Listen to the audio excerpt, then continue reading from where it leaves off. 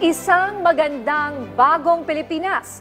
Ngayon ay Miyerkules, May 22, 2024. Diretsahang usapan sa mahahalagang isyu sa bansa, kasama ang mga kinatawan ng mga ahensya ng pamahalaan. Ako po si Nina Corpus.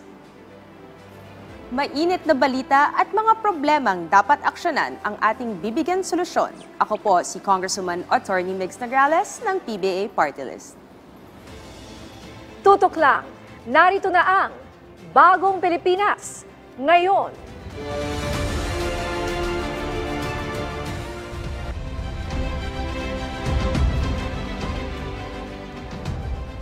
Sa ating mga balita, inaprubahan na ni Pangulong Ferdinand R. Marcos Jr. ang pagbabalik ng school calendar sa bansa sa tradisyonal na arrangement nito.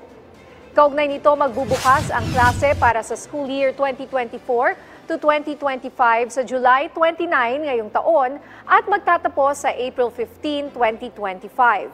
Ito ang magiging hudyat para sa pagbabalik sa dating school calendar na nagsimula tuwing Hunyo ng taon hanggang Marso ng susunod na taon. Sa pulong ng Pangulo kasama si Vice President at DepEd Secretary Sara Duterte, sinabi ng Pangulo sa DepEd na sinimulan na ang pagbabalik sa standard school calendar. Dito, iniharap ni VP Sara Duterte sa Pangulo ang dalawang opsyon para sa school calendar shift. Una, ang 180 school days na may 15 in-person Saturday classes, habang ang pangalawa ay mayroong 165 school days na walang in-person Saturday classes na parehong magtatapos sa March 31, 2025. Bilang kompromiso, sinabi ni Pangulong Marcos Jr. na i-adjust na lamang ang pagtatapos ng school year 2024 to 2025 sa April 15 ng susunod na taon para mabigyan ng pagkakataon ang mga estudyante na makumpleto ang 180 school days ng walang Saturday in-person classes. Magandang tanghali po sa inyong lahat. And of course, good afternoon sa aking partner, Attorney Migs. Hello, it's good to be back. Sobrang busy natin lately. I know. Kaya uunahin namin ang katanungan para sa iyo, Attorney Migs. Hingi kami ng update mula dyan sa Congress, no? Alam natin na halos nagkalamat ang relasyon ng Senado at ng Kamara dahil nga dito sa charter change. Ngayong may adjustment sa House, dahil sa nangyari sa Senado, may adjustment ba sa House sa balasahan na nangyari ngayon nga recently? Nakita nating very interesting turn of events dyan sa Senate. Yes. So, ang init-init, no, the past few days dahil nga ang dami nangyayari sa Senado. But in terms sa lower house o sa Kamara, no, tapos na po namin yung trabaho namin in terms of dito sa usapang charter change. And of course, we welcome yung desisyon, at ninirespeto naman natin yung desisyon ng Senado sa kanilang change of leadership, and hopefully we look forward na mas unifying, kumbaga, itong magiging partnership natin sa bagong leadership. But again, sila naman po sa Senado yung nagdedesisyon yan. Separate naman po yung houses and our rules. And congratulations po sa bagong Senate President. Ano naging reaksyon nyo dito sa pagbabago ng liderato? Well, kami naman we welcome this. Again, we respect dahil sila naman po yung nagboboto. Sila naman po yung nagsasama, nag-uusap-usap dyan. And makita mo naman sa numbers that sa kanila po, sa Senado, they had a decision to really have the change of leadership, and we respect that. So kami po, patuloy lang po yung trabaho, especially na today yung last session day ng Congress. So, yun, sana po magiging maganda yung kalabasan itong change ng leadership, and mas magiging maganda yung partnership, kumbaga, sa inyong dalawa. Sa dalawang houses, yes. Pero sinabi naman na nasabi nga ni Senator Zubiri na hindi raw uusad ang charter change sa liderato ng bagong Senate President na si Chis Escudero. Gaano kadesidido ang Kamara sa pagsulong ng charter change, Congresswoman Migs? Like I said, tapos nga kami sa lower house. So it's really up to the senators will have to decide. I think naman ang former Senate President is one vote, diba? Kung ganun po yung tingin niya, we will respect that. We should respect that. But again, at the end of the day, ang buong Senado po ang magdedesisyon at mag-uusap at magbobotohan kung ano pong mangyayari dyan sa charter change.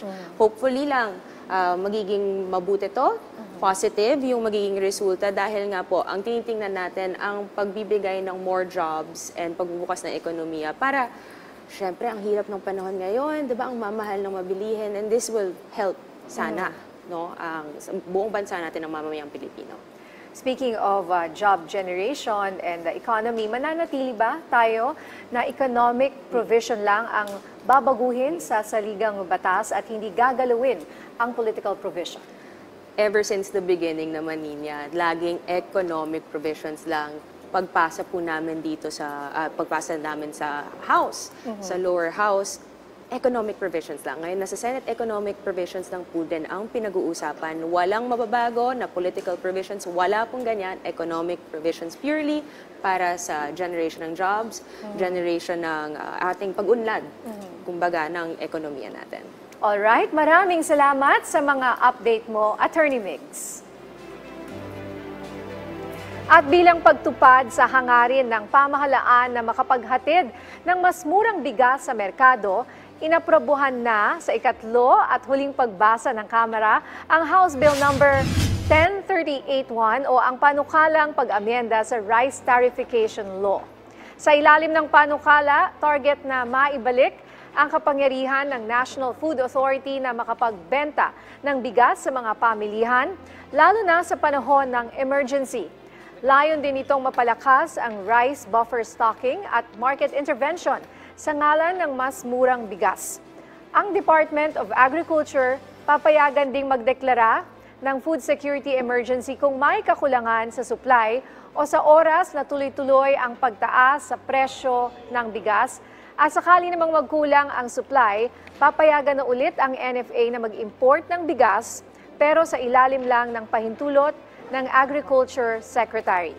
Dahil sa mabilis na usad ng priority bill na ito, pinasalamatan ni House Speaker Martin Romualdez ang kanyang mga kasamahan at alay raw nila ito sa mga Pilipino. Sa pagpasa ng panukala, hatid daw ng Kamara ang kinakailangang mekanismo para mas makontrol ng mga kinauukulan ang presyo ng bigas at mapangalagaan ang kapakanan ng mga magsasaka at consumers. Responsible journalism in addressing climate crisis. Yan ang ating pag-uusapan kasama si Secretary Robert Borge, ang Vice Chairman at Executive Director ng Climate Change Commission. Secretary, magandang tanghali. Welcome back to Bagong Pilipinas ngayon. Magandang hapon niya, magandang hapon po akong at salamat sa oportunidad na muli kaming narito para makipag-usap on a very important issue. Alright, una po sa lahat, gaano po ba kalaki ang role at kahalagahan ng journalism sa awareness in addressing climate crisis, di lamang po dito sa ating bansa, kundi sa buong mundo? At ano po itong, yung proyekto ninyo na in addressing climate change using journalism? Journalism is an important part not only of democratic society but of the moves that we want to further enlighten and empower people pagdating sa climate change. Sabi nga nila, ang media is the fourth estate. Pero para sa atin, it's an important stakeholder. Alam naman natin na ang media will be able to amplify kung anong dapat pag-usapan at more importantly, yung na-frame ang tawag kung anong dapat pag-usapan. So malaking-malaki ang role ng ating journalists para maintindihan, maunawaan at mapagbago ang dapat na gawin ng mga tao at ng mga institutions and organizations, lalong-lalo na sa climate change. And dito sa ngayon sa Climate Change Commission under President Ferdinand Bongbong Marcos Jr., we're making sure that we strengthen our strategic communications through increased and improved partnerships with the media, including of yours, your particular channel. Secretary, sa mga datos at pag-aaral ng inyong komisyon, ano po ba ang ngayon, yung mga significant changes sa ating mga kapaligiran na nagpapakita ng mga senyales or warning signs ng pagkasira at pagbabago ng klima? Kitang-kita na po, unang-una ang pagtaas ng level ng temperatura. Ramdam natin ang init at ibang klaseng init na nangyayari. Kasama na rin dito ang increased drought at lalong-lalo na rin ang pag-increase ng hagupit ng ating mga tropical cyclones. Sa climate change kasi meron tayong tinatawag na quick onset at merong slow onset. And at this point, nararanasan natin yung mga quick onset, whether typhoons or yung init, ramdam na ramdam ng mga tao. Pero tayo din ay dapat maghanda dahil may mga slow onset din, katulad ng rising sea levels. Sa Pilipinas, it's twice the global average. So, mararamdaman yan in the years to come. But immediately, nakikita na ng mga tao ang epekto nito sa init at saka sa ating tropical cyclones. Okay. Secretary, maaari po ba kayong magbigay ng ilan sa mga innovative solutions sa hinaharap nating climate crisis at paano po makakatulong kami mga journalists tungkol po dito? Importante pagdating sa climate change, number one, ang pag-unawa. Ang tawag namin 4Ps. Pag-unawa, 4Ps din po. 4Ps. Okay. Pag-unawa, pag-alam, paghanda, at pagsunod. At kailangan ma-explain ang siyensya pagdating sa climate change, kung ano ang bunsod nito, at ito ay ang greenhouse gas emissions natin. At kailangan malaman ng ating mga tao na kailangan pababa pa natin ang ating greenhouse gas emissions. At the same time, paigtingin ang ating mga adaptation efforts. And adaptation efforts will require a lot of investments and a lot of work, a lot of science-based decisions, in which case kailangan ang media at tumulong. This is when it comes to policies, pero kailangan din ng ating mga media para malaman ng ating mga kababayan kung anong pwede nilang magawa. For example, pwedeng mag-prepare na at the barangay level yung mga tinatawag na rainfall water catchments natin para makapag-prepare na way ahead of time. Pwede ding pag-usapan ang adaptive agriculture. Pwede hikayatin ng ating mga barangay at mga small organizations na magtanim, mag-set up ng urban farms or small farms para walang nagugutom pagdating ng tagulan or tag-init. Importante din na malaman ng mga tao na may mga early warning signals tayo para sa mga quick onset events, at kailangan siguro i-explain talaga ang siyensya at ang agham. Sinasabi ho namin ito dahil dapat ang ating mga kababayan ay huwag matakot sa siyensya, because science will help identify the path and the solutions sa climate change. So, importante ma'am ang role ng media, at sana patuloy nyo kaming iimbitahin sa inyong programa. Maliban po, syempre, sa role ng media po, dito po tayo sa mga iba't ibang sektor, no? Gano'n naman po kahalaga yung mga testimonies mula sa iba't ibang sektor hinggil sa kanilang observations and experiences sa pagharap natin sa krisis sa kalikasan at sa klima po? Importante po. Bakit? Dahil nalaman namin sa pakikipagsalamuhan namin sa mga stakeholders natin, bigyan natin ng report ang mga tao, babasahin, pero iba ang epekto. Pero pag nagbigay ka ng tunay na kwento ng epekto ng climate change at ang mga solusyon na ginagawa ng ating mga pamayanan at mga kasama natin, nagbibigay ng pag-asa at nagbibigay ng real solutions to people. Ang ating mga drivers sa transport sector, ang ating mga mangingisda, ang ating mga magsasaka, marami ang nakakatanggap na ng tulong sa pamahalaan at interventions under the leadership, of course, of President Marcos. At importante na malaman na dapat malawakan din ito. So, in this case, testimonies are not just stories.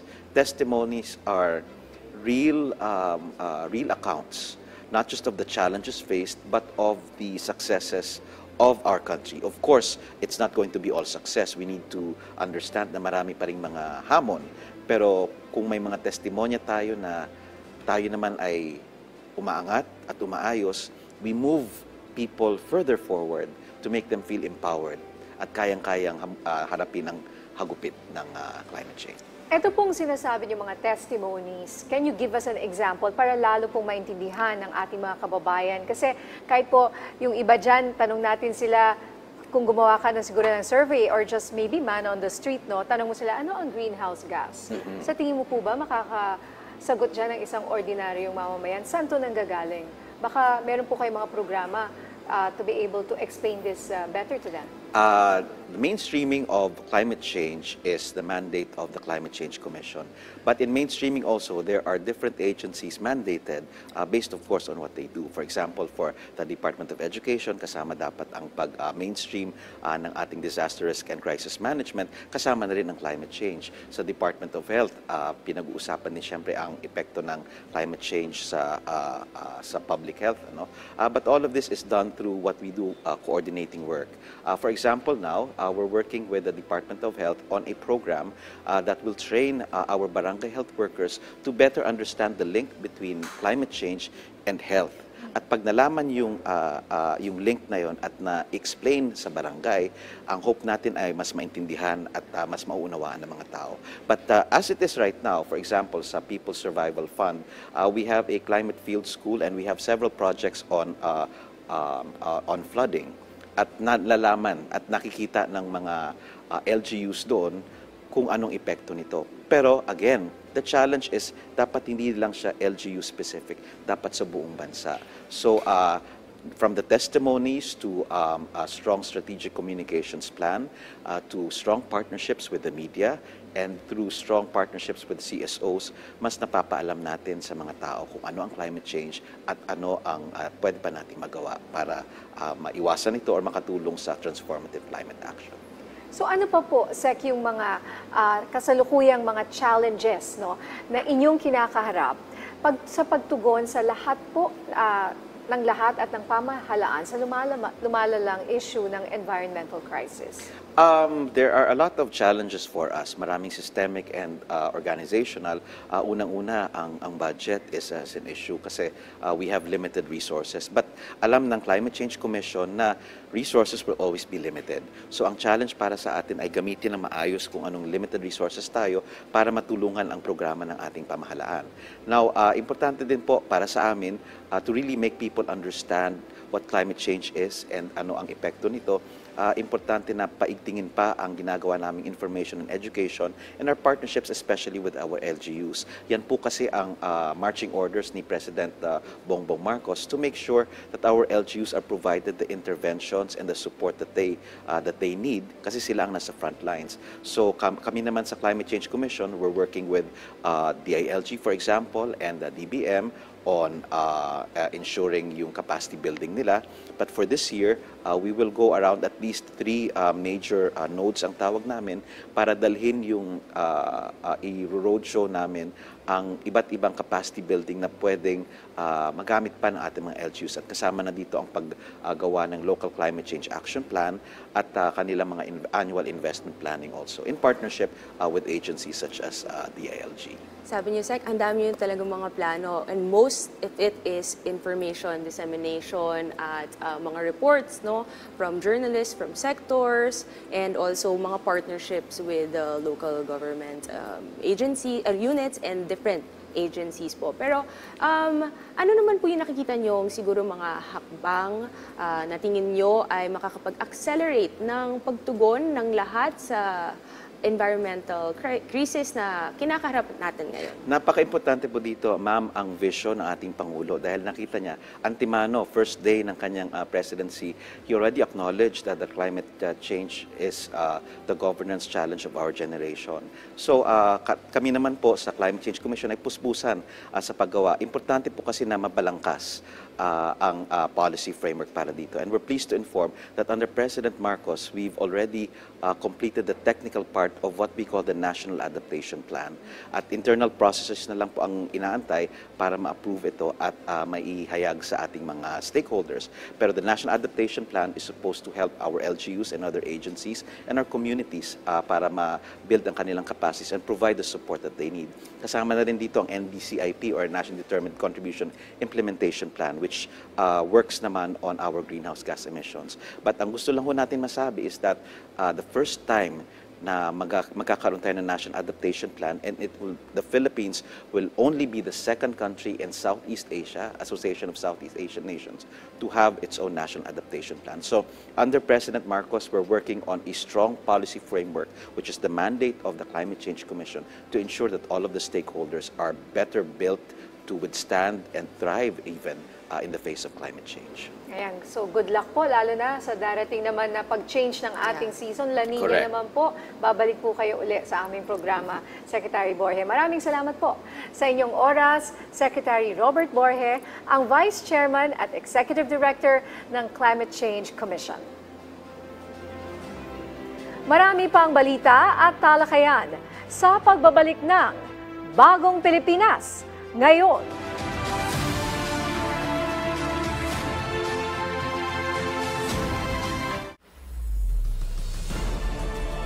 Subaybayan ang sagupaan ng pinakamagagaling na mga koponan mula sa Northern Luzon for the online qualifiers. Lian Sports versus NRK Cuervo. Ngayong Lunes, May 27. Dito lang sa Unity League Mobile Legends Bang Bang National Tournament.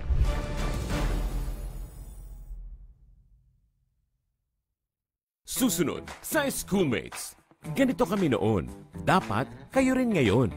Let's talk about generational trauma at kung paano nagiging toxic ang mga namamana nating kaugalian with our young and bright schoolmates.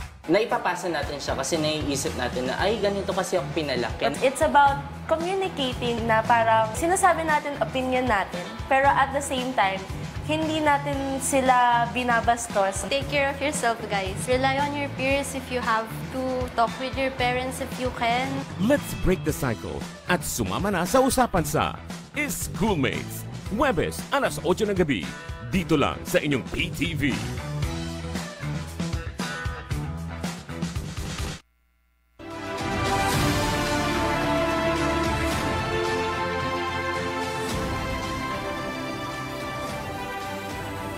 Nagbabalik ang Bagong Pilipinas ngayon. Pagbaba ng kaso ng measles, pertussis at dengue sa bansa at ang nakitang pagtaas ng kaso ng COVID-19, ating talakayan kasama si Assistant Secretary Albert Domingo, ang tagapagpasalita ng Department of Health. ASEC Albert, magandang tanghali po and welcome dito sa Bagong Pilipinas ngayon. Magandang tanghali, Congresswoman Migs and Nina. It's nice to be back dito sa Bagong Pilipinas ngayon. ASEC, una po muna natin pag-usapan ang pahayag ng DOH ng patuloy na pagbaba ng kaso ng measles sa bansa. Base po sa inyong pagsusuri at monitoring, ano po ang nakikitang dahilan ng patuloy ng pagbaba ng bilang nito? Yes, no, Congresswoman, nakita natin sa pagbaba ng measles, napaka-importante ng community action, yung tulong-tulong. Just a few weeks ago, it was also here in Bagong Pilipinas ngayon, no, na yung ating parabang alerts sa measles sa Tigdas ay ating sinabi at diniscuss natin na halos kalahati ng mga kaso ay nasa Bangsamoro. At dahil ang bilis ng kilos ng ating Bangsamoro Ministry of Health in cooperation with the DOH at ang ating mga partners, mabilis nilang naipababa by 65% over a span of 2 to 3 weeks. Yung ginawa nating measles outbreak response immunization. So, ano ba yung sabi ng mga millennials? Well, tayo yun. And may resibo, no, na parang after a few weeks of intense public information and cooperation on the ground, napababa natin yung bilang ng measles. Okay. Ito naman pong sa pertussis, no? Ito ay whooping cough. Ilan po sa kasalukuyan ang bilang ng kaso nito sa bansa at ilang persyento na rin po ba ang ibinaba nito sa ngayon? Yung pertussis natin, so I don't have the exact figure right now. Ito pala. So, nababa natin ng 25%. No? So, mula dun sa April 14 to 27 na palugit na nakatala tayo ng 375, bumaba na yon by 25% kumpara sa March 31 to April 13 na 499. And we're actually expecting na bababa pa siya in the next few weeks. Ang dahilan niya na bakuna talaga. Ito man ay Tigdas or Tusperina, yung ating pertussis. Pagka ang pagbabakuna ay tuloy-tuloy at nagagawa, nakaka-catch up tayo, napakahalaga niyan. So, inaabangan pa rin natin, no? Wala pa yung dumadating na bulto ng 3 million na pentavalent vaccines na hindi lang yung Tusperina, yung pertussis yung ating matutugunan. Meron pang 4 other diseases, yung hepatitis B, yung ating diphtheria, tetanus, and Haemophilus influenza B. Yan, yung kasama dun sa mga pentavalent vaccines. Napaka-importante talaga nung pagbakuna. Even sa COVID-19, no, I'm sure later matatanong tayo, pero unahan ko na konektado sa kapag ang bakuna natin ay mataas ang coverage, yun ang dahilan kung ba't di tayo nagkakaroon ng daluyong ng mga kaso.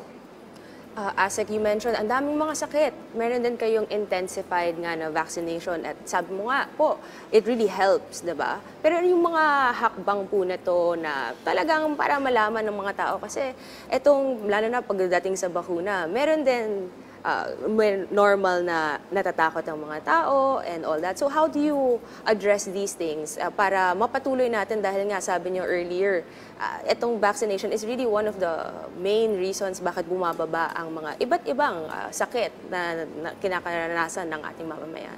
Yeah, so usually yung vaccine hesitancy, that's an excellent question, Congresswoman. No? So tatlong C yung tinitignan natin kung bakit nagkakaroon ng hesitancy.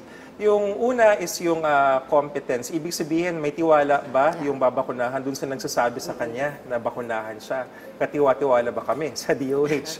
At ang ating mga doktor, no, ating mga nurse and midwife na umiikot para magbakuna. So wala naman tayong problema doon. Nakita natin. Maraming salamat din po sa ating mga kababayan sa inyong tiwala sa kagawaran ng kalusugan. Ikalawa, yung complacency. Ito yung medyo nakikita namin na parang malaki yung, hindi naman malaki, pero among the three, siya yung pinaka nakikita natin may problema. Ano yung complacency? Yung bang sinasabi na okay lang yan, kapag ako'y nahawa sa isang sakit, mabubuhay naman yung anak ko or magiging magiging immune pa siya. And yun yung uulitin namin, no? Iba pong sakit yun, tawag po nun bulutong tubig, yun yung chickenpox. Okay. Yung measles, yung sperina, yung ating iba pang mga sakit, hindi po yan na parang bulutong tubig na okay lang magpahawa, mas maganda ho magpabakuna. And then yung third C, dun sa hesitancy, yung sinasabi nating convenience. Kung nandiyan ba yung bakuna, mabilis ba siyang makuha, at kung mahal ba siya, may presyo ba siya. Kaya ang layunin nga ng Department of Health is kung kakayanin namin, ay talagang dapat libre ito. Lalo na yung mga malalaking sakit na public health concerns like yung mga tusperina, mga tigdas, dapat talaga at pinaprovide natin yan sa ating mga government centers. Do we have enough vaccines as of now? Kasi remember the last time may in-order po kayo and merong parang gap. Yes, we were expecting na magkakaroon ng gap this May. Awan ng Diyos, walang gap na nangyari. Kasi physically, meron talagang mga bakuna ang tusperina available in country. It was more of a challenge na paano siya gawing libre. At nagtulong-tulong ang national government, ang DOH, at ang mga local government units kasi allowed sila to procure on their own. So nag-procure kami, nag-procure rin sila. Naunang dumating yung stocks nila, may parating kami sa DOH. Yung siguro ang iisipin natin, na paano yung binili ng DOH, anyway, nakapagbakuna na. Siyempre, hindi naman tumitigil mga anak ang mga mommy natin. No? Meron tayong mga new babies at ang tinatawag is mga zero-dose children. Dapat walang zero-dose child. Dapat pag napanganak, after 6 weeks, mabakunahan na ng pentavalent para sa kanila yung parating na bakuna. Ito yung parang 5-in-1, no? Yes. Okay. Sa mga kaso naman po ng dengue, Asek, eto na, nararamdaman na natin yung iba ng panahon, parang tag-ulan na po. No? Yes. So, do you expect the dengue cases to rise because of the change of season? Yes, historically nakikita talaga natin yan. No? Hindi ko lang dala yung epic curve pero parang epidemic curve. Pag tinignan natin yung epidemic curve, mula January papunta sa buwan ng Mayo, buwababa yan. Kasi natutuyo, literal na natutuyo. Tubig kasi yung pugad ng lamok, no? So pag tinuyo mo yung tubig, buwababa siya. Siguro magtataka yung kababayan natin, bakit sinasabi ng DOH sa El Nino is mag-ingat pa rin sa dengue? Kasi nag-iipon tayo ng tubig. Yes. So ganun pa rin yun, problema pa rin siya. Awa ng Diyos, hindi tumaas ang dengue, bumaba pa nga. Bumaba nitong El Nino. Yes, actually bumaba siya. And thank you sa Bagong Pilipinas ngayon sa ating mga media partners. Kasi pag paulit-ulit natin sinasabi yung mensahe, takpan niyo po yung sisidlan ng tubig. Yun ay nakakaiwas sa dengue. Ngayon, dumadating ng ulan, maraming salamat na iibsan na yung init, pero magre-ready na tayo kasi pagka bumuhos na yung ulan, hindi lang yung mga sisidlan ng tubig, ngayon pati yung ating mga alulod sa bahay, pati yung ating mga gutter sa kalye, lahat yan, maaaring mag-ipon ng tubig. So, the advice is still the same. Kung meron tayong posibleng pugaran ng manok tuloy, ng lamok, no? Yes. Then dapat ating iwasan na mag-ipon yung tubig para hindi siya mangitlog doon at magkaroon ng kitikite na later on magdadala ng dengue. Parang nagugutom na rin ata si Asik. Oo nga. Pero Asik, meron tayong katanungan mula sa ating kasamahan sa media na si Gladys Tuabi ng UNTV. Ano-ano daw po ang mga sakit na uso at dapat pag-ingatan ngayong transition period na nga from El Nino to La Nina? Yes, napakagandang tanong yan, no? Yung hindi lang kasi yung dengue, actually may tawag kami dyan yung wild, no? W-I-L-D. Ano ibig sabihin na nung wild? W is yung mga waterborne diseases. Kasama dyan yung mga food poisoning. Bakit? Kasi pagka ang tubig natin ay kontaminado ng mikrobyo at uminom tayo, ang mangyayari yung sinasabing gastroenteritis. So anong preventive measure kung hindi tayo sigurado sa ating iinumin na tubig? Walang mawawala kung pakuluan to ng 2 minuto. Simula pagbubula na yung tubig sa kulo, mag-time tayo ng 2 minutes, as palamigin after, saka natin inumin. Usually yung sinasabi, walang lasa kasi yung tubig, parang pangit, flat kapag napakuluan. May solusyon po doon. Pwedeng haluin para yung hangin na i-aerate siya, no? Kasi nawawala yung oxygen, yun yung dahilan. So iba yung lasa sa ating dila. Or kung kayo po ay gumagamit ng mga juice, yung mga powdered flavor, or kahit konting kurot lang ng asukal para magkaroon siya ng konting lasa, then that's okay. Waterborne diseases. Ikalawa yung I, no, so wild, yung ating sinasabing influenza or influenza-like illnesses. Kasama dyan yung mga ubo, sipon. Nangyayari ngayon, nagbabago yung panahon, no? At napapansin natin, para bakit dumadami ang nagsisipon, nagsusore throat. Maaaring dahil yan sa pagbago ng panahon, dahil yung ating mga nasal mucosa, yung loob ng ating ilong at ng ating lalamunan, naninibago sila dun sa tubig sa hangin. Whether bumabawas yung humidity or tumataas, nai-irritate yung lining ng ating mga lalamunan at ilong. It looks like influenza, kaya tinatawag siyang influenza-like illness. Minomonitor rin po ng DOH yan. Even yung COVID is actually one of the influenza-like illnesses. No? So parang medyo kinakabahan natin mga kababayan. Pag may ubo po ba ako, ito ba ay COVID o hindi? Actually, sa data po natin ngayon, walang mawawala kung magpa-test, lalo na ngayon ang ating mga antigen test ay widely accessible na po. Pero chances are, maaaring ito po ay pwedeng dahil sa pagbago ng panahon or ng allergy. Yung ikatlo sa wild, yung letter L, yung leptospirosis. Yan naman po ay dahil sa mga spirochetes. Yung spirochetes ay mga mikrobyo na pasintabyo sa mga kumakain na sa ihi ng ating mga daga, ng mga rodents. Typically sa baha, no, tsaka sa putik. So pag tayo ho ay, una sa lahat, try nating wag lumusong sa baha kung kakayanin. Pero kung di maiwasan for whatever reason, dapat po pagkatapos nating lumusong sa baha ay tayo ay maglinis kagad, no, maghugas at magtuyo ng ating mga katawan. Maligo na tayo. At tayo lumapit sa, kung medyo napatagal yung ating paglusong or kung meron tayong sugat, tayo po ay kumonsulta sa isang doktor kasi meron pong tinatawag na prophylaxis. Ibig sabihin, pag-iwas po. Meron antibiotic na ginagamit, hindi ko sasabihin dahil baka bumili sa butika at sa mga butika hindi dapat nagdi-dispense na walang reseta. Magpareseta ho sa doktor ng prophylaxis para ready ho tayo kung kailangan natin. And then yung D, na pag-usapan natin, si dengue, siguraduhin natin na wag na yung nag-iipon ng tubig at gumamit tayo ng self-protection measures like yung mga, ngayon medyo lalamig na ng konti, pwede naman tayong mag-long sleeves, hindi naman kailangan makapal, basta natatakpan yung balat, and also yung mga mosquito repellent lotions.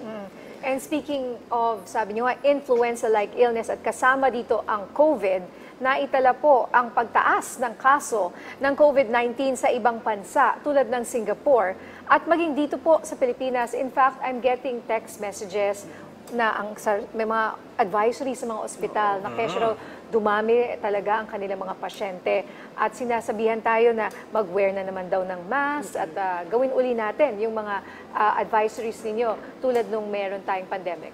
Yeah, simulan natin dun sa ibang bansa, no? Yan ang talagang pumasok sa balita. Ang Singapore Ministry of Health ay nakapagtala ng 25,000 cases in 1 week. Pag dinivide natin yan, 3,700 per day. Pero, pag tinignan natin yung profile, sila na rin nagsabi, it's actually mild forms. Yung kanilang mga ospital sa Singapore ay hindi naman tumataas, although nag-iingat sila, kaya ina-advise nila yung mga kababayan nila na kung hindi naman essential yung konsulta, wag nang pumunta sa ospital para hindi mapuno. Sa Singapore po yun, no? Yes. Dito naman sa atin, ang trend is actually much lower. Yung 877 cases na naitala dun sa pinaka-latest na monitoring week ng ating COVID-19 in the Philippines, pag kinonvert mo yan into per day, 125. 125 compared to day. a day compared to 3,700. Hindi naman tayo nakikipag-contest no sa Singapore na oy kami ganito lang kaliit. Pero if we compare the number of cases in the Philippines, maliit po yung pagtaas ng bilang ng kaso. Pero hindi pa rin natin dinidismiss sa DOH. Ang salita po namin is hindi dapat maalarma pero dapat alerto. Naka-ready tayo. Parang sa unang sinabi namin yung Tusperina, 'di ba? Tsaka yung Tigdas. Sinasabi namin, wag po tayong maalarma pero nakabantay po ang DOH kung anong mangyayari. We found out from the WHO na hindi lang to sa Singapore, actually sa US and other countries also, tumaas yung bilang pero mild siya yung form, yung variant na sinasabing KP2 and KP3. ASEC, diba, noong una naman, syempre, hindi naman dito nagsimula sa Pilipinas, sa ibang bansa yun. At ngayon, kahit mababa naman yung rate, yung pagtaas ng COVID-19, syempre, alerto dapat talaga ang ating mga mamayang Pilipino. And sinabi nga ni Nina earlier, diba, sa mga hospital nga. So dito tayo sa hospital utilization rate na kaugnay nga nitong COVID-19 infection. Paano po ba ang hospital reporting system ngayong hindi na public health emergency itong COVID na to?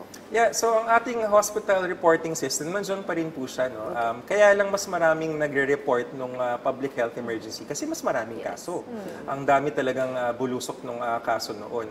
Pero ngayon, andyan pa rin yung reporting system, which is why we can say this at this point, no, yung pinaka-latest monitoring natin, 11% lamang ng mga ICU beds para sa COVID-19 sa Pilipinas ang occupied. Tapos yung mga non-ICU beds na pang COVID-19, 13%. So ikabit natin no, yung kumalat na text message or advisory, may infographic pa yun dun sa isang private hospital. Pag binasa mo yun, number one, verified yun, nakausap namin yung private hospital. Pero pag binasa nyo yung message nila, sila rin mismo nagsasabi ng same message na sinasabi ng DOH. Kaya nila. So nagsabi lang sila, at yun yung sinasabi namin ngayon, tayo po ay dapat alerto, maghugas ng kamay, magsuot ng face mask voluntarily but properly. Lagi kaming favorite question sa DOH i-require na ba yung face mask? Sinasabi namin, hindi ho yan tungkol sa compulsory or voluntary. It's about properly. Kasi minsan nire-require mo siya, pero para lang hindi ka mahuli, nakababa, nakalabas yung butas ng ilong. So it doesn't make sense. Nagkakaroon ng false sense of security. Mas maganda ho yung galing sa puso, no? Na gusto ko talaga mag-mask kasi pinaprotektahan ko ang pamilya ko, ang aking mga mahal sa buhay. Kaya properly ang wearing ng aking face mask. Going back to the numbers, mababa yung hospital utilization rates for COVID-19, which means hindi severe yung nangyayari. Pero aware kami sa limitations. Kaya dun sa aming press release, na uulitin ko na rin ngayon, mga kapwa-doktor, no, pag tayo po ay may pasyente na may COVID-19, i-report po natin sa ating mga affiliated facilities kung saan yung clinic natin. Sila po yung dapat may alam na protocol kung paano mag-report sa amin para updated yung datos natin. Ayan, may tatanong pa sa akin. Pwedeng very quickly lang, if you test positive for COVID, how long will you isolate yourself? Ay, very good question, Nina. No? So, ang ating protocol ngayon sa COVID positive na mild, no? Kung di naman kailangan ma-hospital, mag-ano pa rin ho tayo, stay at home, isolate, no? May sarili tayong kwarto, minimum of 5 days na isolation. After 5 days, pwede na hong lumabas dun sa kwarto, pero it is recommended na magsuot pa rin po ng face mask up to a maximum of 10 days. Doon sa ating 4th and 5th day ng ating isolation, ay mag-test po tayo ng antigen. No? Kung ang ating resulta ay positive pa rin, i-extend po natin by another 2 to 3 days until ang ating antigen test ay mag-negative. No? Importante po yun kasi yung antigen, napipick up niya kung nagsashed pa yung ating katawan ng virus. Kapag nag-negative na po siya sa antigen, hindi po sa PCR ha, kasi po pag ang PCR, kahit magaling ka na sa COVID, kahit matagal na, maaaring mag-positive pa rin. Kasi ibang materialis po. Yung PCR, ang tinetesting niya, yung genetic material na tumatagal sa katawan kahit wala ka ng simptomas at kahit magaling ka na at hindi na nakakahawa. Pero yung antigen, tinetesting niya yung mismong protina na nilalabas ng COVID-19. Ayun po. Maraming salamat po sa inyong oras, sa inyong pagbibigay ng information dito sa pagtuturo sa atin sa WILD, and of course, pagbibigay ng tips sa ngayon na ating mga health issues and crisis ngayon. Assistant Secretary Albert Domingo, ang tagapagpasalita ng Department of Health. Salamat rin po, Congresswoman Migs and Nina. Maraming salamat po sa Bagong Pilipinas ngayon. Monitoring sa sindikato ng nagbebenta ng sanggol online. Ating tatalakayin kasama naman si Undersecretary Janela Ejercito Estrada, Executive Director ng National Authority for Child Care. Yusek Estrada, magandang tanghali po. Good afternoon po, Ms. Nina, and sa aking kaibigan, Congresswoman Migs. Thank you po for having me. Yusek, base sa inyong monitoring, gaano po kalawak ang illegal adoption at bentahan ng sanggol ngayon sa bansa? Nakakabahala po itong balitang to. Well, as of this time po, we have reported 23 Facebook pages and groups to the PNP, to which PNP is currently working on leads and follow-ups. Yung naging operation po nung isang araw was through ampunan ng sanggol, which unfortunately is still up and operating kasi po nag-member din po ako dito.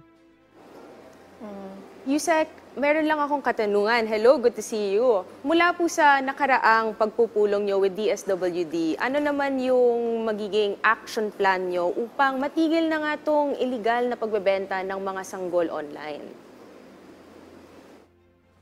Actually, nag-send po kami ng letter sa Facebook Meta Philippines, although wala pa pong reply sa amin sa NACC.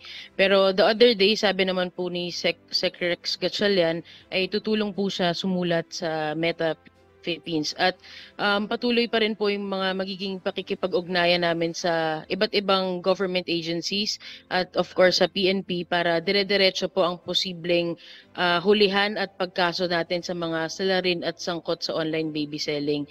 And on the part naman po of NACC, we shall continue to do our job better, faster, affordable, and effective. And we shall intensify our information campaign para ipaalam sa ating pong mga kababayan na meron pong NACC na pwedeng tumulong sa kanila patungkol sa adoption and alternative childcare cases. Paano niyo po naman i-intensify yung information campaign tungkol sa simplified process of adoption dito po sa bansa? Actually, ito pong ating interview ay napakalaki pong opportunity para sa amin para din po maipaalam sa ating pong mga kababayan ang tungkol sa RA 11642 or yung Domestic Administrative Adoption and Alternative Child Care Act, yung mga proseso po, mga requirements para sa legal adoption. And actually today po, medyo maingay dito dahil andito po ako sa aming first National Congress on Adoption and Alternative Child Care. Kami po ay nakikipag-partner sa mga iba't ibang LGU para po ma-strengthen po ang aming Philippine Foster Care Program at para po magpakilala na rin na meron pong ganitong ahensya. Yusek, with your monitoring, may iba po bang mga social media groups na gumagawa nito na inyong binabantayan ngayon? At ano po ba ang mga iba na nilang paraan siguro sa pagsasagawa nitong mga bagay na to bukod sa online? Well, so far, yun nga, gaya na sabi ko kanina, we are monitoring 23 Facebook groups and pages na meron pong libo-libong followers. And dyan po sila nag-uusap ng mga mag-aalok ng baby. Actually, kahit nasa tiyan pa lamang po ng mga biological mothers, naghahanap na po sila ng mga ahente at mga brokers para po ampunin ang kanila pong mga anak. So far po, yun po ang minomonitor namin ngayon, although hindi ko po alam kung meron pong mga nagaganap na illegal adoption sa labas po ng mga online platforms. Okay. Ma'am, ano naman po ang magiging kaparusahan sa sino mang mahuhuli na nagbebenta ng sanggol? Magkano po ba ang bentahan daw ngayon nito? Talagang bilang isang ina, medyo ako ay nagugulat sa balitang ito na talagang ginagawa ito ng iba sa ating mga kababayan. Well, labag po yan sa batas at ang violation po ay yung sa Expanded Anti-Trafficking in Persons Act at ang penalty po nito ay from 20 years to life imprisonment and a fine of 1 million to 5 million pesos. Pero actually, ito pong last case po namin ay qualified trafficking po yan dahil bata pong involved. So yan po ay may violation na life imprisonment at 2 to 5 million naman po na multa. And nilabag din po nila ang anti-child abuse with penalty of reclusion temporal to reclusion perpetua.